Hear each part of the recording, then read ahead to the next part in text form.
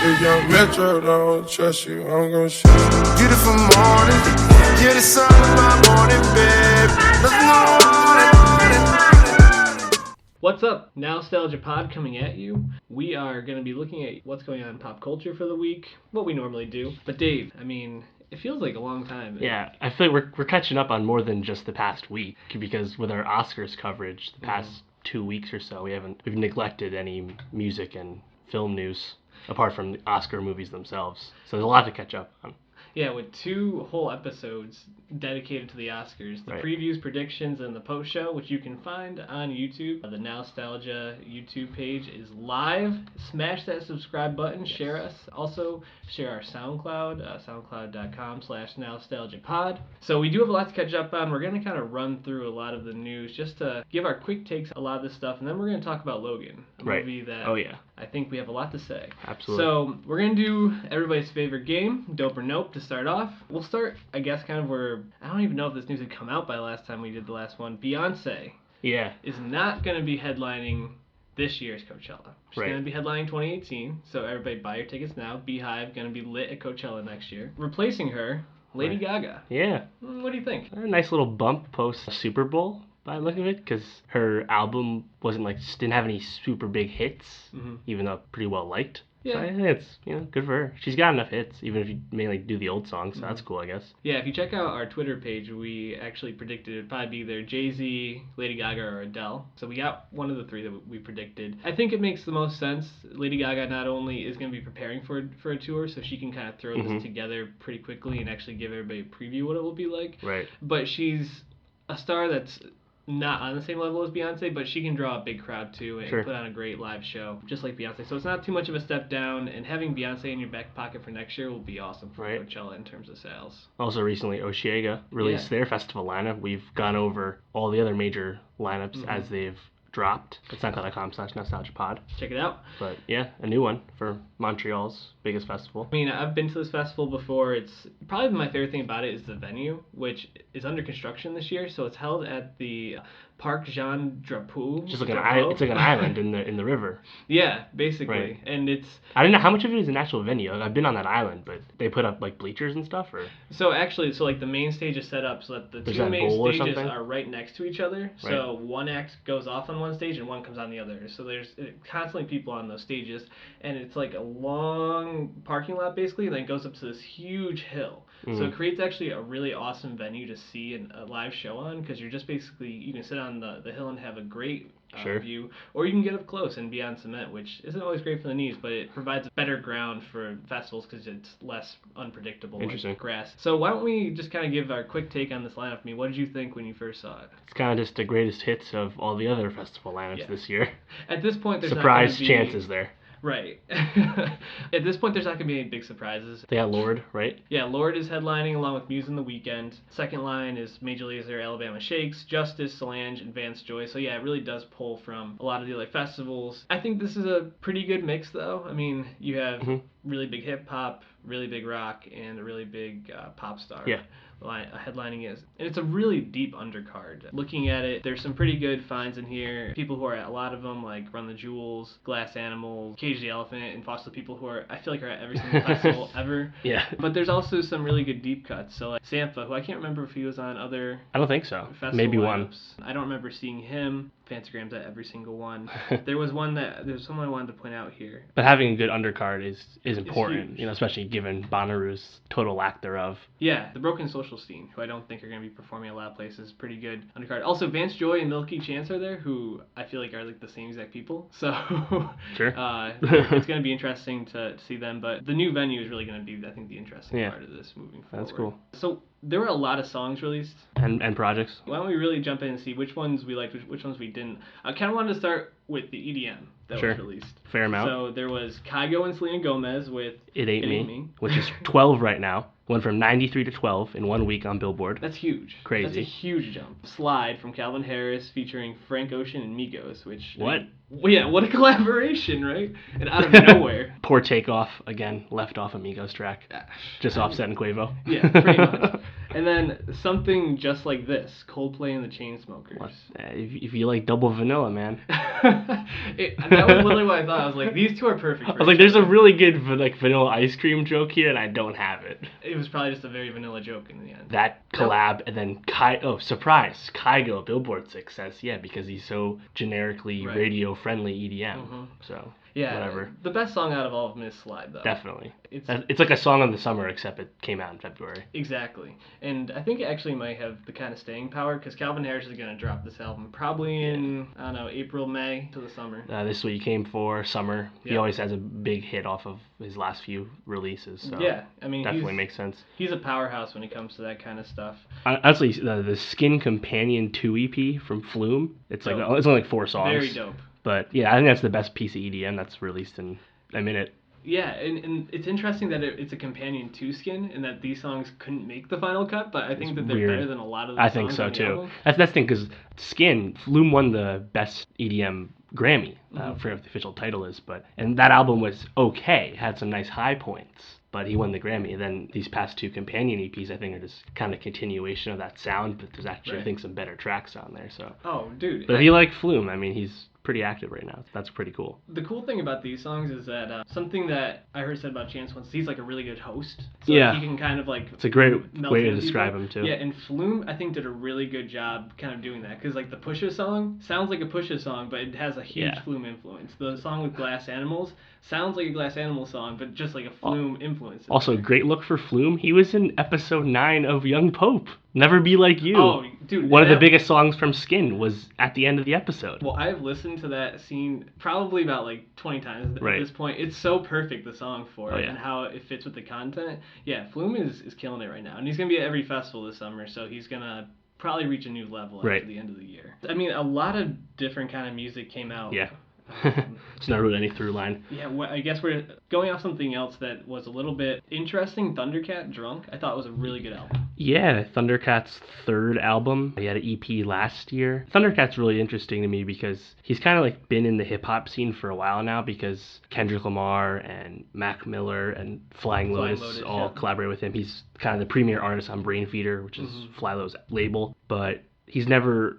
I don't think he's had any of his own tracks really stand out to people so much as he just has those really strong live shows, because he's had a lot of festivals. Yeah. But yeah, this is a really cool album. My only complaint is that it's like 50 minutes and 23 songs. There's so many like half tracks that are like a minute and a half long. It's kind of like he didn't finish the ideas, but he still put like basically glorified demos on the album. Exactly. It's kind of like a jam session in a way, almost. And he has a lot of songs with Flying Lotus on there, which makes a lot of sense. Yeah. Interestingly enough, I think my favorite song is Show You the Way with Kenny Loggins and Michael McDonald. Yeah, where did they come from all of a sudden? That song and the one with Kendrick are probably the 2 best songs. Yeah, I think it's a really interesting listen. Yeah, it's like a electro-funky... He's funny because he has like a James Blake voice, the way he delivers, because he's not really a singer. You know, he's a...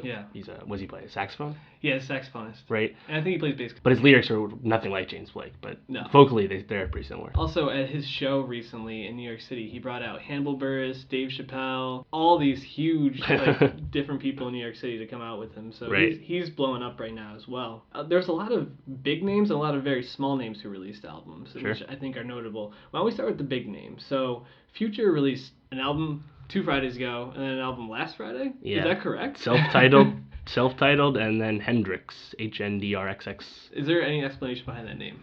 No. Self-titled, universal opinion more or less is that it's just mediocre, more Future, druggy, party songs. But he's not hitting the highs that he did with DS2, which is where Fuck Up Some Commas is from, and Where You At with Drake, really the peak of his rap hit making. That self-titled, just more Future, just kind of put it on, and you're not going to remember anything from it. But Hendrix is getting tons of love as this like R&B Future taking the next step, going further, and I'm like, no, Future sucks at singing. So you're saying no bond? No, yes, Hendrix is bad. It's a bad album.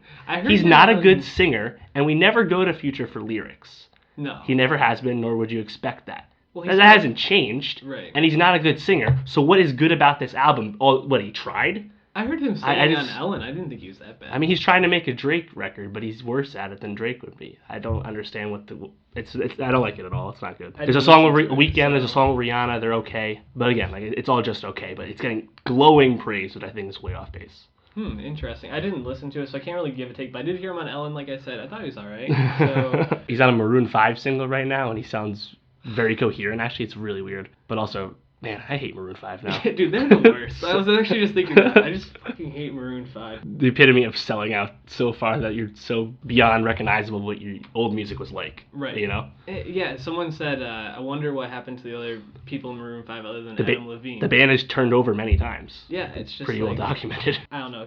Going from songs about Jane to a song with Future, I mean, that's just a crazy transition. I'm also mad at Kendrick, because that other single they have Kendrick on, Don't Even Know, whatever, that's pretty big on the radio. Oh, yeah. But like, Kendrick, you gotta make these radio songs, man. He does this. You can get on the radio on your own. There's no reason for him to do it, but he's like, Taylor Swift, let's make a... Bad Blood. Yeah, Bad Blood. Yeah. Oh, God. But, so you mentioned with The Weeknd. I think a song he's on some way with Nav. Yeah. Fucking awesome. Dude, that song is fucking banger, so dude. Good. Yeah, so Nav, Beats by Nav is like his handle everywhere. He's signed to XO, which is The Weeknd's label. He's also a Toronto guy, just like The Weeknd.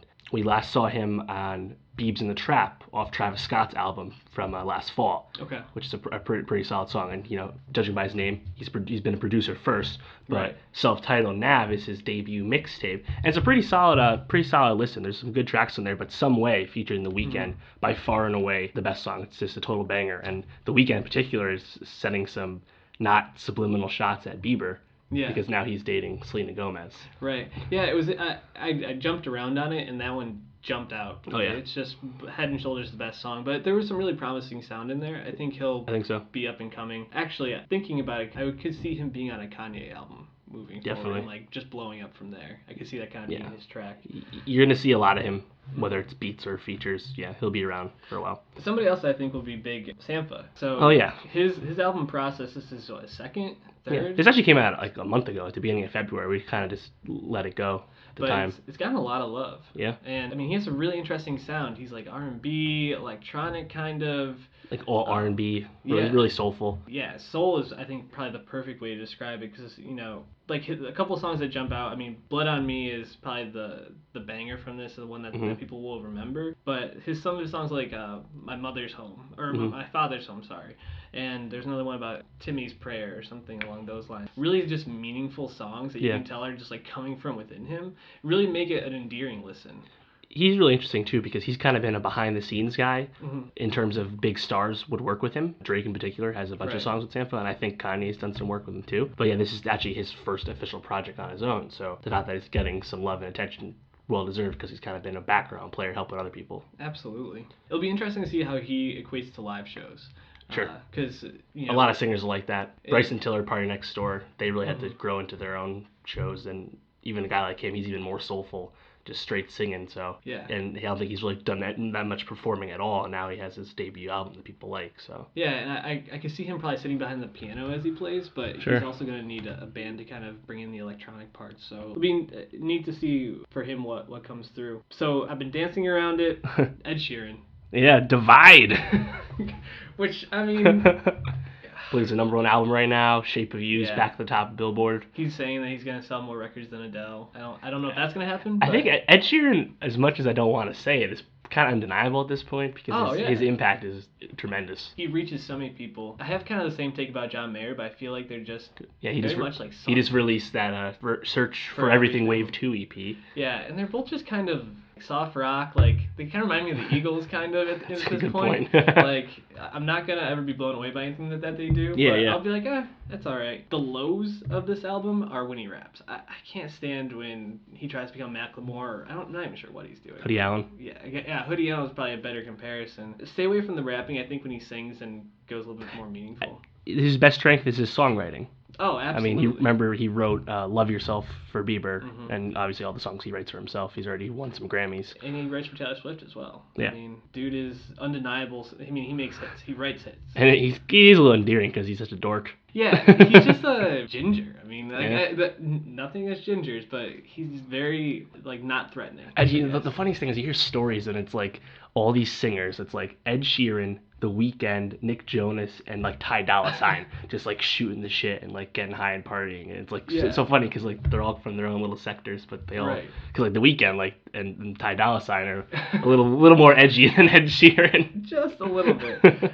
So yeah, the album's all right. I mean, it's very Ed Sheeran. How do you feel about Ryan Adams dropping his 16th full-length record, Prisoner? Yeah, too many albums for Ryan Adams. Yeah, it's all good. And it's always the same stuff. The album was okay. There are a couple songs. If you're a fan, you're still a fan? Yeah, it's another Ryan Adams breakup song. He broke up with Mandy Moore recently. So the album is about his divorce from Mandy Moore, actually. And there are some songs that are okay. It's just very, like, kind of depressing and sad, and it's a very Ryan Adams album. So if you liked old Ryan Adams, other than 1989, which was, I guess, very sad and depressing as well, which, how could you make that record sad and depressing? But good job, Ryan Adams. Yeah, you'll like Prisoner if you like Ryan Adams, but it's nothing to write home about. Something that a new band, I guess not really that new, this is I think their 4th album, Priests, Nothing Feels Natural. It's like a post-punk type band with a female lead. They span a couple of different genres as they release this album, but it's really good. Song JJ is probably the breakout hit, but overall the listen is very interesting. It's quick. It's like 30 minutes on the dot.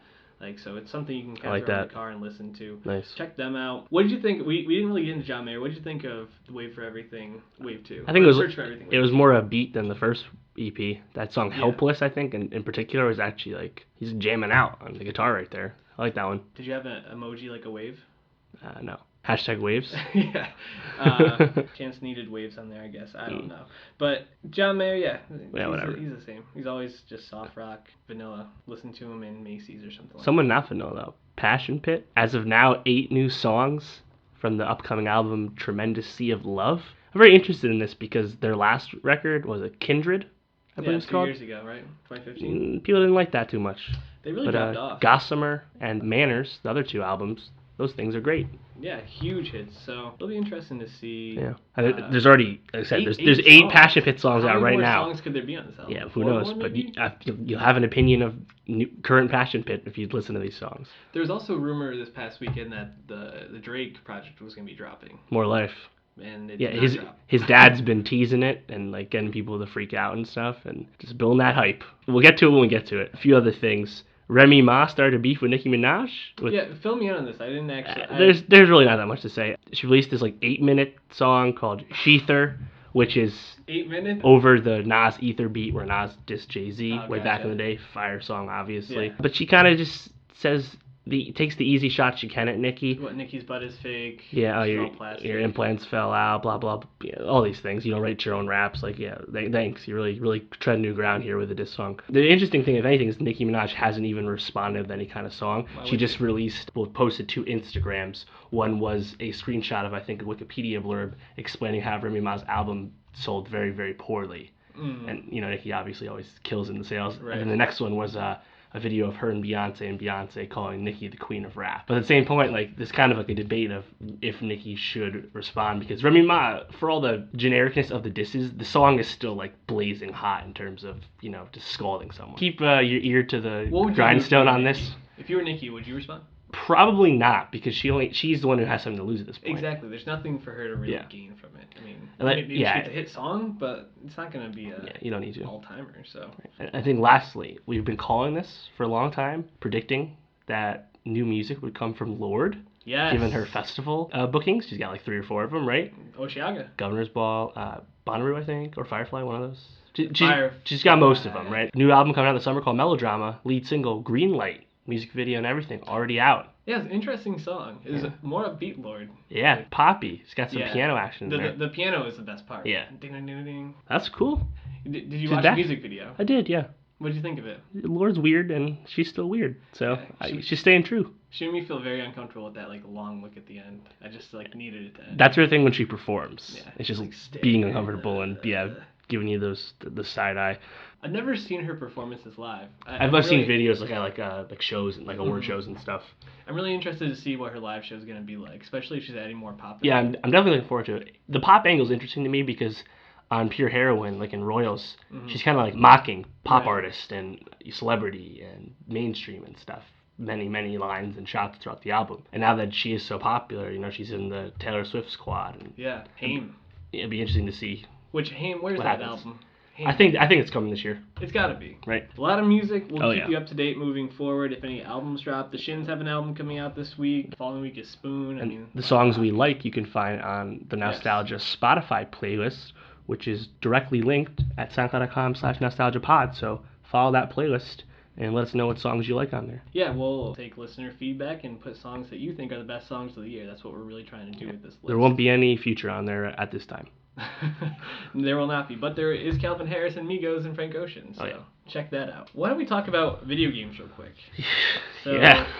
I think people know this if you listen to the pod. I don't really play a lot of video games. No, but you're old and washed. My favorite video game of all time is Ocarina of Time, Zelda. Okay, obviously. Great choice. So Masterpiece. There's a new Zelda out called Breath of the Wild. Yeah. Well, I was saying the Nintendo Switches came out on Friday alongside Breath of the Wild. That's monumental itself, but Breath of the Wild is getting universal acclaim. Dude. It's got a 10/perfect score from every major video game outlet, as well as sites like The Guardian and The Washington Post and New York Times, stuff like that. Impeccable. And that's crazy because Zelda is such a transcendent franchise. It's over 30 years old. And the fact that Nintendo, after the Wii U was really bad and they've been on the decline, to have come back with such a bona fide hit that does so many things really great is awesome to see. I might actually have to buy a Nintendo Switch just to play this game. That was the initial question, is a Switch worth it at buying it at launch, $300 plus $60 for Zelda? Is Zelda itself worth the $360? It might be. And a lot of people are saying yes, because the game also is absolutely freaking huge. Right. It'll take you, minimum, you're talking like 60 hours if you just rush through it. But yeah, you can get lost in this game for half the year. Yeah, it is worth it. I was reading reviews on it, and really what people were saying makes it awesome is it's such a free world. Like, you can go pretty much do wherever you want, go wherever you want, and it actually brings in, like, realistic obstacles like rain and, like, the bad weather effects. So items break down a lot. Read the reviews. I don't want to butcher it, but there's a lot of great pieces on it and already. It looks amazing. Yeah. So definitely check that out. Dave, I'm going to let you kind of take the lead here. Sure. With a ton of movie news. Again, because we focus on the Oscars, we neglected the rest of Hollywood. We'll start off with our favorite Warner Brothers film property, the DCEU, fresh off of hits like Suicide Squad and Batman vs. Superman. Now on HBO Go if you want to go watch that. Check out Suicide Squad. It's really good. I might actually watch for a few scenes just to I was thinking memory. about it. I was looking through that and I was like, maybe there's moments, character moments. Again, cooked. I said it was like a 5. I didn't say it was a 1. That movie sucked. But for real. But yeah, so 3 pieces of news for DC right now. Mel Gibson has been heavily attached to direct the Suicide Squad sequel. Let's not forget that Suicide Squad made an F-ton of money and also is an Academy Award-winning film. So they can't let that die, right? Do they keep Jared Leto? Who knows? There's a lot of questions. I think they'll keep Jared. He won't just do one movie as the Joker. Yeah, they might just hard boot him out. Who knows? George Clooney only did one Batman. Basically, what definitely stays? Margot Robbie and Will Smith? Well, because it's interesting because they actually have a lot of movies in development. Mm-hmm. The Gotham City Sirens, Margot Robbie, female-led movie is happening. Mm-hmm. So they'll have that as well as Harley in Suicide Squad 2. There's no way she wouldn't be in. Yeah. If Will Smith comes back as Deadshot, that's an interesting thought. Because if they don't bring him back, they don't really have a whole lot to go on, right? Like Captain Boomerang. No, they don't have a lot to go on. Oh, you have the crocodile. Yeah. We'll see. Again, Mel Gibson's been attached, but I think getting good talent behind the camera is important for them, especially because they got to get out from under Zack Snyder's shadow. He's kind of left his stink on the movies. And David Ayer was a talented filmmaker, but it wasn't his fault that Suicide Squad was so choppy with all the different cuts, right? So going off that, Mel Gibson, if that does happen, Matt Reeves is officially directing the Batman, because remember, Ben Affleck recently dropped out. Interesting to note, in the official press release from Warner, there's no mention of Ben Affleck being in the movie as Batman still.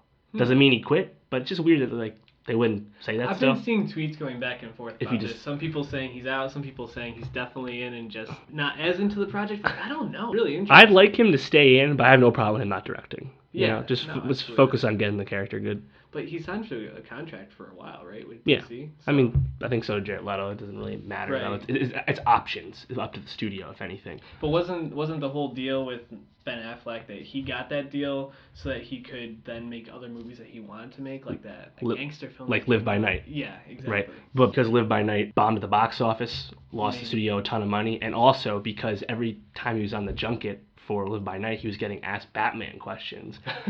Is he already burned out? I don't know. I hope not. But if they have to replace him now, that's going to be really interesting moving forward for a lot of reasons. I mean, think about if they lose Ben Affleck, Justice League.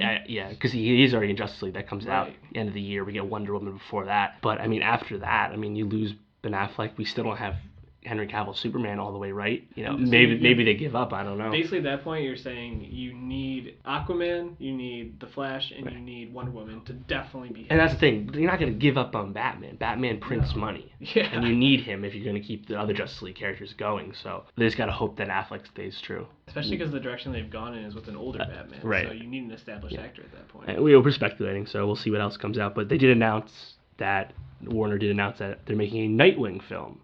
Nightwing is the character that the first Robin becomes when he leaves Batman's, sidekicking tutelage.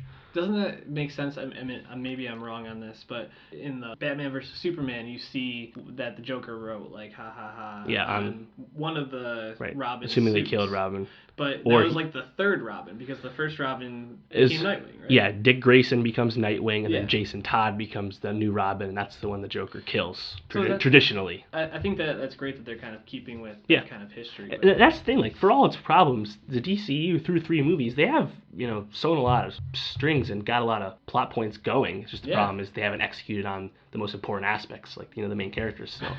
But, like, I give them, like, props, like, you got the Green Lantern Corps coming. Absolutely. And, you're going to make a Nightwing movie. That's awesome. I just hope we can get everything to work out. Well, yeah, and especially... Aquaman's filming right now. I think we'll talk about Logan a little bit, but I think when you take these small stories, or these small characters in a way, and make those movies, you can do a lot more in terms of you don't need to fit into what the genre usually is at that point. Sure. But, yeah, no, that's definitely an exciting project. What other projects that are coming out are you looking at? Jon Favreau.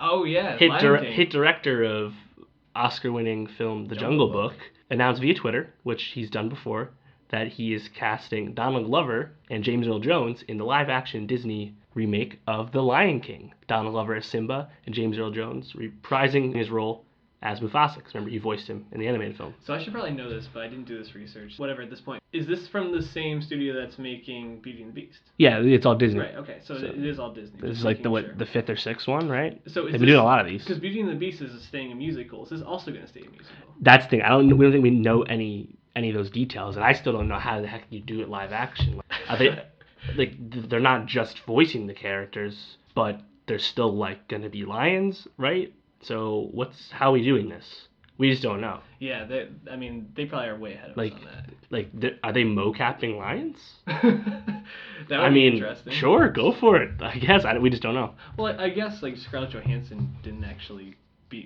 play a snake when they were doing the Jungle Book, so they'll probably do something along those lines. But this would be an awesome casting if they are keeping it musical, because Donald Glover can sing.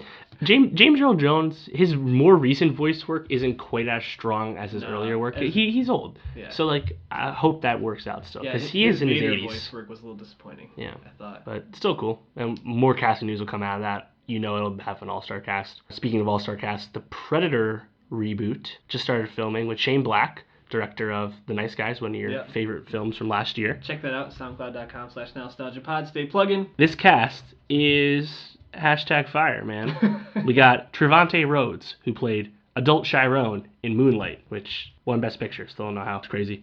Olivia Munn, coming off X-Men Age of Apocalypse, where she didn't have much to do. Bill Simmons' question, is Olivia Munn good? Are we sure she's good? She's definitely good to look at. I think she was fantastic in The Newsroom. Oh, yeah, as she was Sloane great in The Newsroom. And that was probably one of her meatier, if not her meatiest role. So I think she has natural ability, but she hasn't been the greatest films recently. Yeah, and she hasn't gotten as much work as I thought. Like Mordecai was bad. She's in a lot of bad stuff lately. X-Men Apocalypse, she wasn't. Yes, she was Psylocke, but she didn't do anything. Right. There's many problems with that. But yeah, anyway, Sterling K. Brown is also in the Predator reboot. Woo! Emmy Award winner from People vs. O.J. Yeah. Jacob Tremblay, the young boy from Room. Remember Brie Larson? Yeah. Jacob Tremblay. That kid was awesome. He was a better actor than she was, to be honest, in that. And rounding it out, a guy whose stock is clearly on the rise, Narcos star Boyd Holbrook. Narcos! Who also happened to be in Logan. Yeah, that's an amazing cast. Yeah, that sounds crazy. And Shane Black is an awesome director, so that should be cool. Because I like the things he does. Yeah, it's interesting because the personality, the quips, the comedy. Even when he did Iron Man 3, it was unlike any other Iron Man film. Yeah, he can definitely inject some dark humor into this. Yeah. It's interesting that we have a Predator reboot and Alien Covenant coming out. Yeah. Well, Alien Covenant, that ain't no reboot. That's still from Ridley Scott. That's just prequel. Yeah, I guess it's ostensibly Prometheus 2. But just another one. It's interesting. Another one. Also, that looks awesome. I saw that trailer for Logan. That looks terrifying. Dude, it's going to be so good. I have to admit something here. I have not seen Alien or Aliens, despite being a huge sci-fi fan, because I hate being scared. And that kind of suspenseful terror will keep me up for days. I really want to force myself to watch the originals because I know how great they are, so I can see Alien Covenant. Because I saw Prometheus and I liked it, but I feel like now we're getting closer to the original Aliens again. Like the connection's going to be the full circle. That I kind of want to appreciate it more. Yeah. So I might have to just sit there and take it. The scene in the trailer where the alien is on top of the ship. And and thing's gigantic. Head, I was just like, oh my god, this looks intense. Yeah. Another Fassbender back. Scary movie that has kind of taken everybody by surprise. Get Out. Shout out Jordan Peele. Yeah, director. First, I guess his directorial debut. It is. And 99% Rotten Tomatoes. Crazy. It was supposed to be 100%, but some curmudgeon. Just of course. Who didn't actually watch the movie? Made a lot of box office success already. Mm-hmm. Unexpected. Yeah. To do as well as it did. David Kaluuya is the star from Black Mirror fame. Also he'll be in Black Panther too, which is awesome. Yeah, also has Allison Williams and Josh from The West Wing. And I forgot. Oh right. Yeah, definitely really interesting.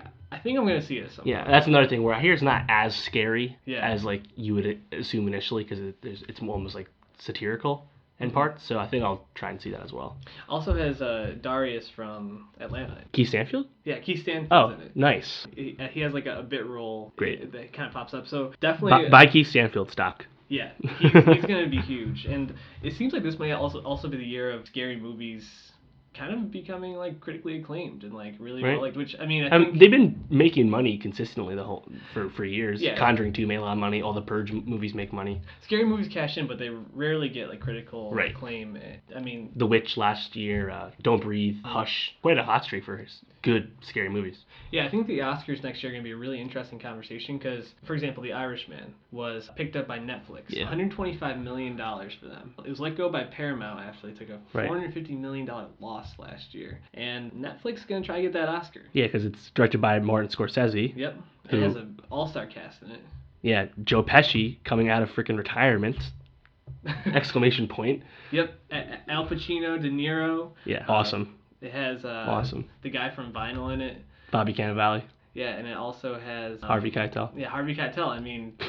Fire. Just come on. Those five, and I guess they're gonna try to make them look younger too with the technology. Amazon is winning the Oscar race for the streaming giants because Manchester by the Sea was from Amazon. Netflix did get their first win with one of the documentaries. Oh yeah, White Helmets. Yes, which is on Netflix right now. Mm-hmm. But they don't have anything major. Manchester won Best Original Screenplay, which is obviously a much bigger award. Mm-hmm. So I think and it was also nominated for Best Picture.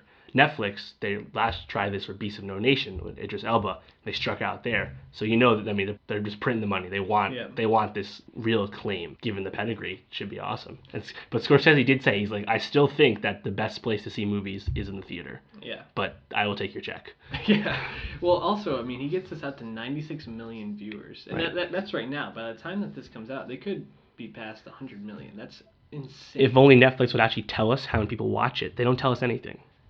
We just won't know. It's a good way to get people out to it. And It'll be in the theaters briefly so it can be eligible for the Oscars. So it's going to be a really interesting Oscars next year, like we were saying. Especially because I think Logan could get a Best Picture now. Yeah. I liked it that much. At 93% Rotten Tomatoes, we've talked about that in the past. Don't just go off the score, but this deserved a 93. It did. So I guess there's a lot to break down here. Just to give you the background on it, directed by James Mangold, who directed movies such as The Wolverine in the past, 310 to Yuma. Obviously stars Hugh Jackman. Daphne Keane played the little girl in it. X-23 for the comics. And she's freaking phenomenal. Amazing. This is her debut, and she stole this every scene. And to think that incredible. She had to speak 2 languages in the movie too. Yeah, which you didn't even see coming at first. Patrick Stewart, Stephen Merchant, and Boyd Holbrook kind of round out the top billing on it. It's rated R, like Deadpool. Yeah. This is the final go-around for Hugh Jackman as Wolverine, a character he's been playing since 2000 when the first X-Men came out. and he was cast in 1999. So he's pretty much a perfect cast. 17 plus years. It's incredible. He is ubiquitous with Wolverine. Yeah. There is we recast Batman all the time. Mm-hmm. We never have entertained the idea of recasting Wolverine. No. And I think now it's not, are we going to recast Wolverine? No, we're going to do X-Men stories without Wolverine. Yeah, pretty much. I mean, there will come a time in the future when there's another Wolverine, but for right now, I mean, it is Hugh Jackman. Yeah. And it will always be, I think, to people who've grown up with Marvel at this time. It had the biggest box office debut of the year so far, 88 million in the US, 247 globally. So that's great, and especially that's one of the biggest R-rated debuts ever. Audiences love it. It's got a great cinema score. Critics love it, and you really need to watch this movie. It's incredible. The comparison that's been made is this is X-Men meets Man on Fire, which I think is pretty much perfect for the storyline. So, I mean, how much do you want to spoil this? I think we should talk broad strokes. Maybe we'll spoil it at the very end, the last few minutes. Sure. We'll timestamp it. All right, so I guess maybe we'll start just kind of talking about, this movie's super violent. Rated R? Yeah, it's a rated R movie. I mean, there's a scene where you see a girl like flash the screen. Briefly, sure. Yeah. So there's some things like, and they're swearing obviously. Yeah. The violence though is outrageous. I mean, it honestly goes to say that the character of Wolverine probably should have been more violent in the past, because it's a guy with these unbreakable metal claws, these razor sharp knives on his hands that seem to be pretty good at cutting people's heads off and impaling people. And fancy that. I think what made this violence especially visceral was like seeing the claws go through somebody's head, like, and come out the other side. Or seeing the gashes just like pouring blood. Some really just like violent images, which I think really made me really think about the violence for the first time. And then seeing X-23 do the same thing. Yeah, and seeing a little girl be even more violent, honestly. Like slashing throats and kicking people in the head with her claw, which is in her foot, which is pretty badass. But definitely was thought-provoking, because you don't really think about the violence in these movies. And that's the thing, like, I saw some pieces saying, should X-Men proper now have an R-rated film coming off the success of Deadpool and Wolverine? And I would still say no. X-Men itself shouldn't be R-rated. No. The X-Men films have had great highs and also bad lows. And that's kind of just the problem with the filmmaking, not the rating of the film itself. The reason Logan works so well is because it treats Wolverine as a character first and then a superhero first. And also this works because we're so attached to Hugh Jackman's Wolverine, his Logan, because we've been with him for 17 years at this point. Right. So I don't think that directly translates. Let's reboot X-Men now, and it's rated R, by the way. That's not going to work out. Yeah, I think there's a way to make X-Men edgier without making it rated R. You know, I think getting a really good villain is important. Someone that's actually kind of scary and not as corny as Apocalypse came across as. I think Magneto is a great villain. Oh, Magneto's definitely a great villain, but thinking about the reboot, I mean, Magneto was like a sidekick almost to Apocalypse. I mean, I guess he was sort of like a 1B in a way. Yeah, well, Ian McKellen's Magneto was good, but Michael Fassbender's Magneto was like a villain origin story almost. Right. I tweeted this out, but the interesting thing about Logan is, as this movie acts as Hugh Jackman's swan song, this is his final, he's going out on his own terms, leaving the role behind. This will finally allow Fox to truly reboot the X-Men film series. Deadpool will continue, obviously, tangentially next to it. Hugh Jackman, he's been a constant through all of these movies. And even when they did reboot it in 2011 with First Class, McAvoy was a young Professor X, and Fassbender was young Magneto, right? Hugh Jackman, though. Right, and then Days of Future Past joined those timelines together. And then with Age of Apocalypse continues, the younger group like Sophie Turner as in the new Jean Grey. But we still have Hugh Jackman's Wolverine popping up. So we haven't really been able to unite this. Plus, that's not even getting into how convoluted the timeline is. And even with Days of Future Past being a great way to kind of soft reset stuff, there's still a lot of inconsistencies that you just can't get over because you just contradicted things.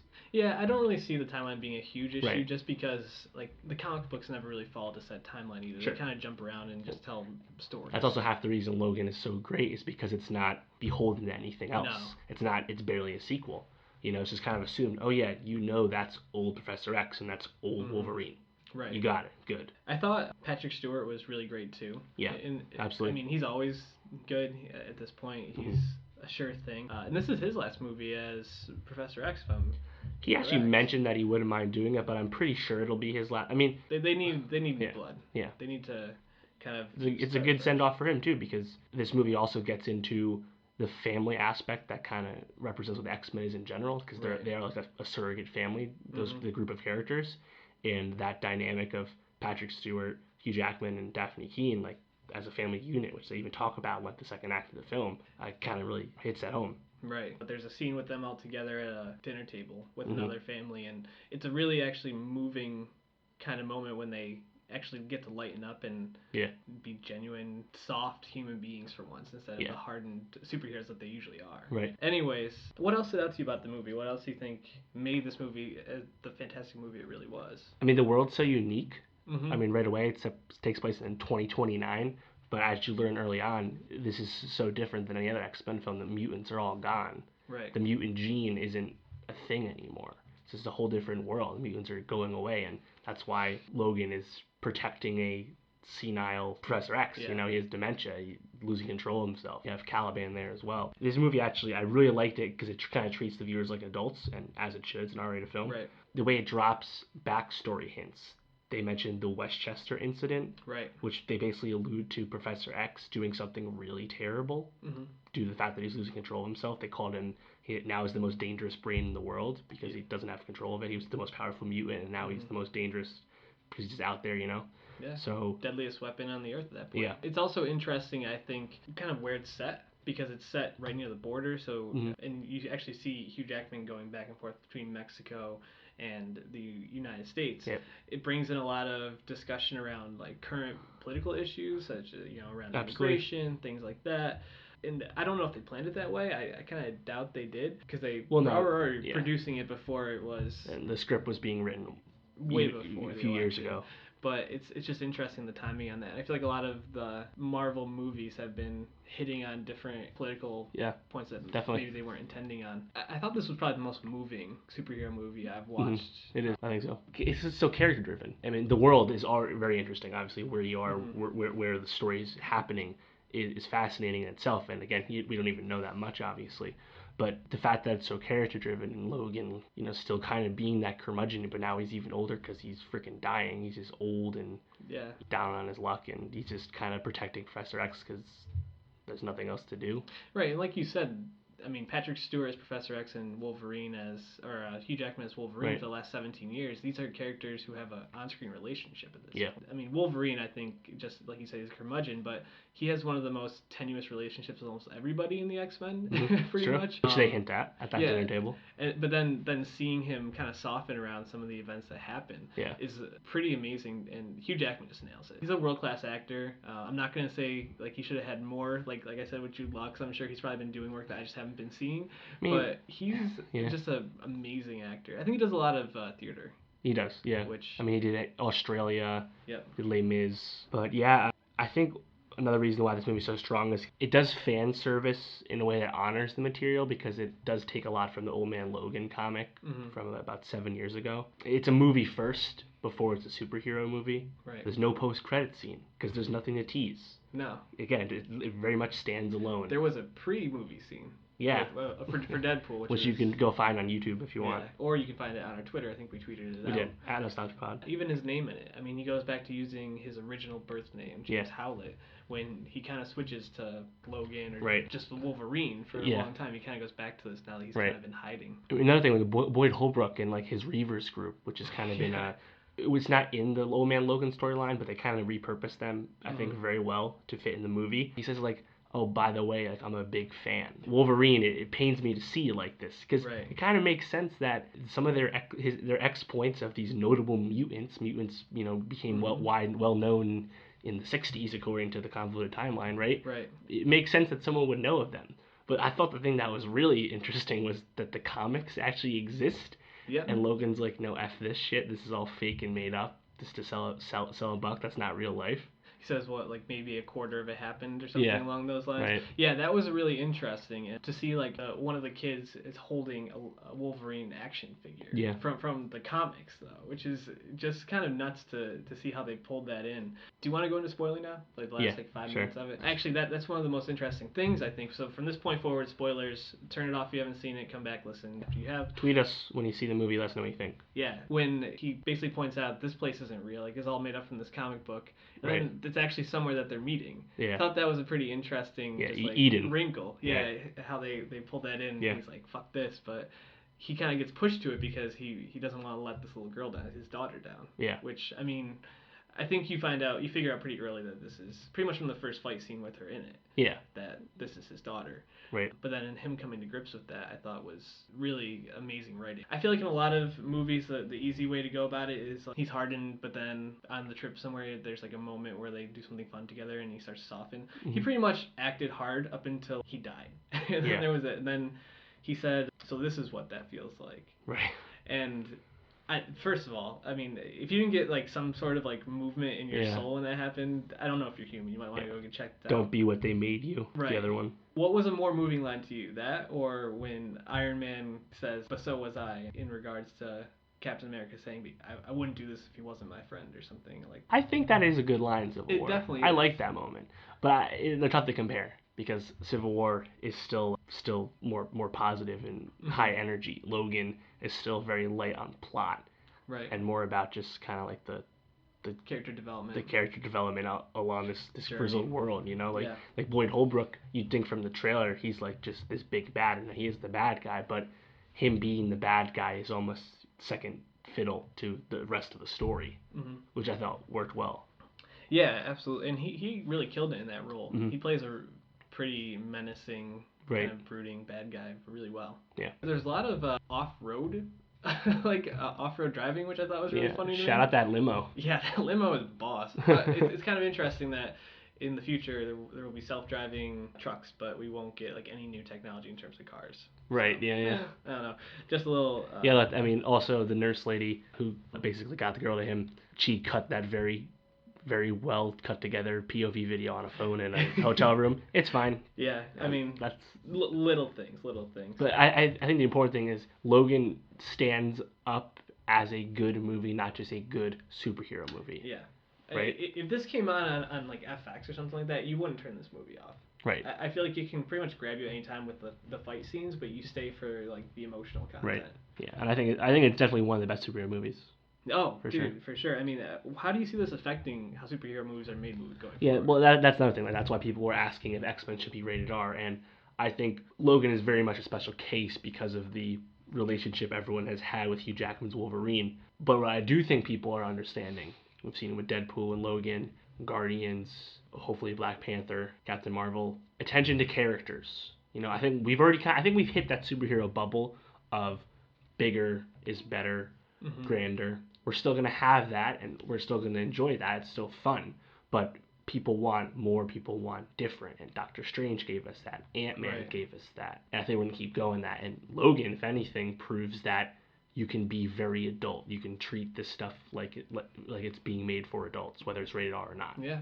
So where Fox takes X-Men moving forward, I hope they really do just do a full reboot, because the X-Men stories are great because the X-Men are essentially stand-ins for whatever marginalized group we have in society today. They've been like that ever since they've existed. Even the group of kids that they made were all racial minorities or girls, which I thought was pretty cool. Yeah, and another thing, kind of like you look at the problems across different X-Men movies, and I like most of them. The X-Men's at its strongest when it's about the fight for the mutant rights.